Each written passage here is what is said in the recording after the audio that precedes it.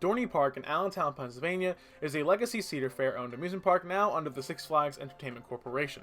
The park originally opened in 1884 as a trolley park. These were parks built by various transit companies that ran streetcars or trolleys in order to influence the public to use their system during the weekends. However, Dorney originally opened as a fishery, which became a summer resort to increase business. It was famous for its trout ponds, which they actually still have a few trout ponds in the park to this day. In 1899, the Allentown Kutztown Traction Company made a branch line to the park, and then purchased the park 2 years later, which gave the classification of a trolley park. The park began building various attractions, including a scenic railway in 1905, but later built their first major coaster in 1924, simply known as Coaster. Today, Dorney Park is home to 8 operating coasters and has housed 10 defunct coasters throughout its nearly 150-year history. In this video, I'll be ranking every single coaster, past and present. Originally, I was only going to rank the operating coasters, but it's sort of a short list, so why not do all of them? Starting off the list at number 17 is Hercules, a Din Corporation wooden coaster that operated from 1989 to 2003. Now, I've never ridden this ride, but everyone who has said this thing was simply miserable. Originally, the ride opened in 1989 to decent reviews, and it had the world's largest drop on a wooden coaster and had a long, intense turn over the water. However, the rest of the layout seemed lackluster and slow. Shortly after the ride opened, 2 intense trims were put on the drop, making this thing look like a dive coaster and that it could valley at any given time. Typically, these old wooden coasters have some sort of fan base, but I don't think anybody was upset when they closed this thing, especially because its nickname was literally Hurt Your Knees. Number 16, Wild Mouse, a Mara Wild Mouse. This thing honestly might be the successor to Hercules, because this thing also kills your knees. I only got one ride on this back in 2015, and I remember this thing being painful and boring. The turns weren't trimmed at all, and the trains would rattle around them, but for whatever reason, all the drops were trimmed, basically giving this thing no thrill whatsoever. This is one of my least favorite coasters to this day. Number 15, Dragon Coaster. No, not that one. This was a Zamperla-powered kiddie coaster that operated for over 30 years at the park. It opened in 1988 and closed in 2010 to be relocated to Valley Fair, where it still remains to this day. It's a single helix kiddie coaster, and it serves its purpose, but really didn't have a thrill to it. Number 14, Kiddie Coaster. This was a BA shift kiddie coaster that operated from 1952 to an unknown year according to RCDB. There are no pictures of it on RCDB, but it seems like a tamer version of the Miler over kiddie coasters. Number 13, Woodstock Express, a Zamperla family gravity coaster. This opened in 2000 in the Camp Snoopy Kids area, and it's one of the earlier janky kiddie coasters from Zamperla. However, this one is a tad smoother than the ones produced in 1999, so just a tad bit better. Number 12, Little Laser, an Alan Herschel kiddie coaster. This ride was named Steel first once Laser was removed, but that name sucks, so I'm calling it Little Laser. This opened in 1986 and was removed in 2010. I find it interesting how many kiddie coasters the park really went through in such a short amount of time if you think about it. However, this looked like to be one of the park's better kiddie coasters, and was definitely a lot of East Coaster enthusiasts' first coaster. And also, not to mention, I thought it was really funny how they put the 2 little fake loops in the middle. Number 11, Mini Coaster, a Miler kiddie coaster that operated from 1957 to 1985. This is the final kiddie coaster on this list, and it is said that this could be the same coaster as Kiddie Coaster from before, but certain pictures say otherwise. Regardless, this seems like a nice little kiddie coaster with some fun elements, and it looked to be the best kiddie coaster the park had had. Number 10, Great Scenic Railway. This was the park's first coaster all the way back in 1905, and it looked to be nothing crazy, but still enjoyable. There are no stats listed for this, but it looks like to be anywhere from 20 to 40 feet tall, and probably hit 10 miles an hour. Number 9, Hydra the Revenge. This B&M Flawless opened in 2005 and features 7 inversions. This replaced Hercules, and I really like how the park used Greek mythology to name this ride, as Hydra was a multi-headed beast that was slayed by Hercules, but one head came back to life, taking its revenge on Hercules. Now, I'm not gonna lie, I don't like this ride at all. I've always thought it was one of the worst B&Ms thanks to being fairly forceless and having an intense rattle to it, and some headbanging too. I'm really not sure what it is, but I've just never really had a good ride on this. I've ridden the front, middle, back, and I've just never enjoyed it. However, I give credit for being unique, and of course having the famous JoJo roll, which is definitely the best part of the ride. Number 8, Flying Dutchman.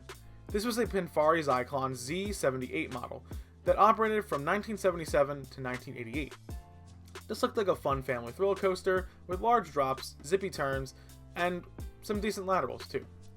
The POV makes it look pretty smooth, but the single car Zyklons are sort of forceless sometimes, and the tight valleys provide some good positives, but the drops seem void of any good airtime. All the hills going into the turns look too gradual to do anything either. Number 7. Thunderhawk, a PTC wooden coaster. This ride has some interesting history, as it was originally built in 1924 and simply named Coaster. The ride featured a simple out and back design with a much longer layout. Basically, where the first turnaround starts, it would have 2 more large hills and then a turnaround, and then head back to the station. In 1930, the ride was modified by turning the second hill into a turnaround, and making a figure 8 element, then going back into its original layout. To this day, the ride has the 1930 layout. Also, the ride featured buzzbar trains until 2016, and then eventually got new trains from PTC the year afterwards. When I first rode this in 2015, I hated it. It was rough, the airtime was painful, and I even named it as my worst coaster. However, they did a ton of track work to it over the years, and it certainly runs a lot better now. There are a few rumors swirling around about this thing getting some Gravity Group pre-cut track, like some of the other older Cedar Fair wooden coasters. And honestly, if that's the case, it could be one of the best coasters in the park. The ride does have decent airtime, but it's fairly rough, so it's really not enjoyable. Definitely a good layout, just needs better care. Number 6. Stinger.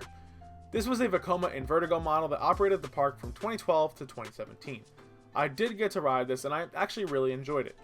It was fairly smooth, and it was pretty damn intense too. The trains were uncomfortable, but they really weren't all that bad. It was mainly just the restraints, and it dug into my shoulders. However, this ride was plagued with issues, and it was already relocated from California's Great America, so the park unfortunately gave up on it in 2017, and it was scrapped. Number 5. Iron Menace. Iron Menace is the new for 2024 B&M dive coaster at the park.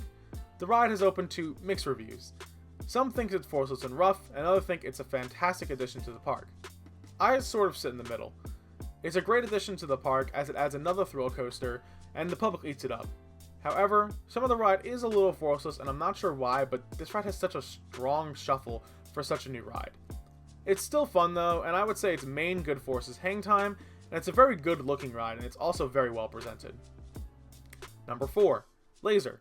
Laser was a Schwarzkopf looping coaster that ran at the park from 1986 to 2008. Eventually, it was replaced by Stinger, and later, then Iron Menace. This seemed to be a favorite among park guests and even some enthusiasts. I wasn't sure how to place this ride, so I essentially looked at my ranking of Scorpion at Busch Gardens Tampa, and figured this would be the better version of that ride. It's a shame they really couldn't keep it around, and it would still be a great fit to the park. Number 3. Possessed. I'm so happy this Intimate Impulse is still around. This ride got its start at Geauga Lake as Superman Ultimate Escape and was removed to Dorney in 2008.